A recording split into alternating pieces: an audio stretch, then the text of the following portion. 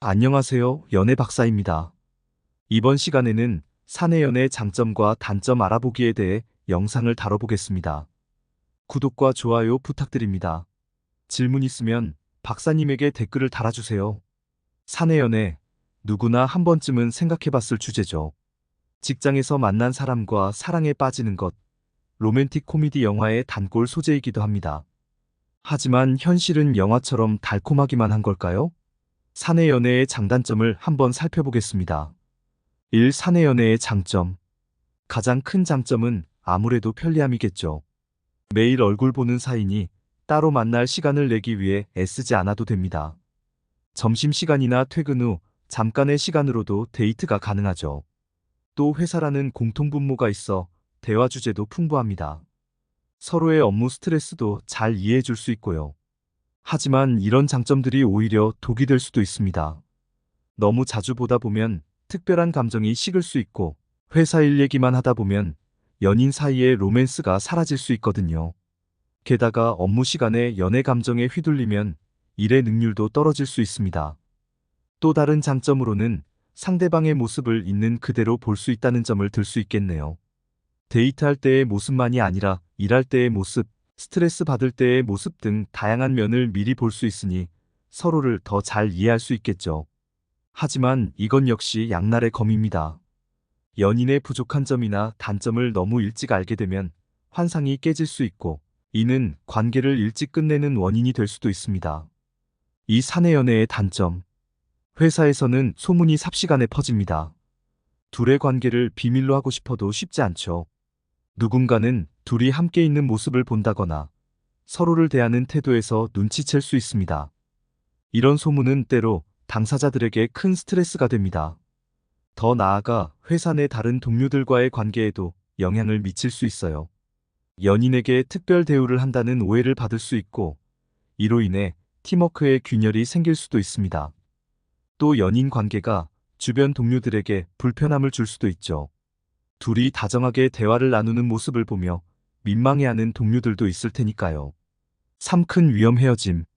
일반적인 연애와 달리 사내 연애는 헤어진 후에도 계속 마주쳐야 한다는 점이 큰 부담으로 작용합니다.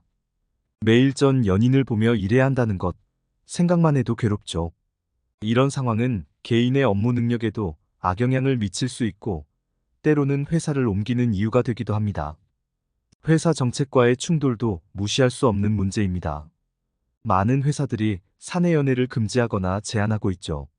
이는 앞서 언급한 문제들 때문이기도 하지만 회사의 이미지나 생산성에 영향을 줄 수 있다고 판단하기 때문입니다. 만약 회사 정책을 어기고 사내 연애를 하다 적발된다면 심각한 경우 징계나 해고의 대상이 될 수도 있습니다. 또한 사내 연애는 개인의 커리어 발전에도 장애물이 될 수 있습니다. 연인 관계 때문에 중요한 프로젝트나 해외 발령 등의 기회를 포기해야 할 수도 있고, 승진이나 부서 이동 시에도 제약이 따를 수 있죠. 이는 장기적으로 개인의 성장과 발전에 걸림돌이 될 수 있습니다. 그리고 사내 연애를 하다 보면 자칫 일과 사랑의 경계가 모호해질 수 있어요. 업무 시간에 개인적인 대화나 문자를 주고받는다거나 회의 중 연인에게 더 관심을 기울이는 등의 행동은 다른 동료들에게 불편함을 줄 수 있습니다. 또한 이런 행동들이 업무 효율성을 떨어뜨릴 수 있다는 점도 간과해선 안 되겠죠?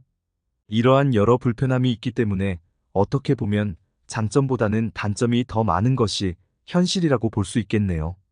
특히 상사와 부하 직원 사이의 연애는 매우 위험할 수 있고, 이러한 부분이 변질될 가능성이 있으며 헤어진 후에는 보복성 인사조치 등의 문제로 이어질 수도 있답니다.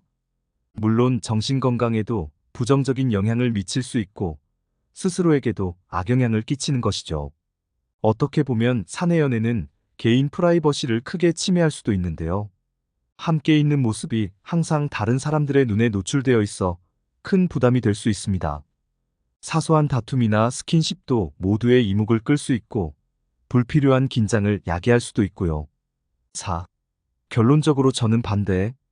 물론 모든 사내 연애가 실패로 끝나는 것은 아니지만 시작하기 전에 이러한 위험성을 충분히 인지하고 신중하게 결정해야 합니다. 사내 연애를 고려하고 있다면 먼저 자신의 감정이 일시적인 호감인지 정말 발전 가능성 있는 관계인지 진지하게 고민해 보세요. 그리고 회사의 정책을 확인하고 주변 동료들에게 미칠 영향도 고려해 봐야 합니다. 무엇보다 최악의 상황, 즉 헤어지게 되었을 때를 대비한 심리적 준비도 필요합니다. 결국 사내 연애는 양날의 검과 같습니다. 잘 다루면 더없이 행복한 관계로 발전할 수 있지만 조금만 방심해도 큰 상처를 입을 수 있죠. 그러니 사내 연애를 시작하기 전, 그리고 하는 동안에도 항상 신중하고 현명한 판단이 필요합니다. 당신의 선택이 후회 없는 선택이기를 바랍니다. 이상 마치겠습니다. 연애 박사였습니다. 모두 건승하시고 구독, 좋아요 부탁드립니다.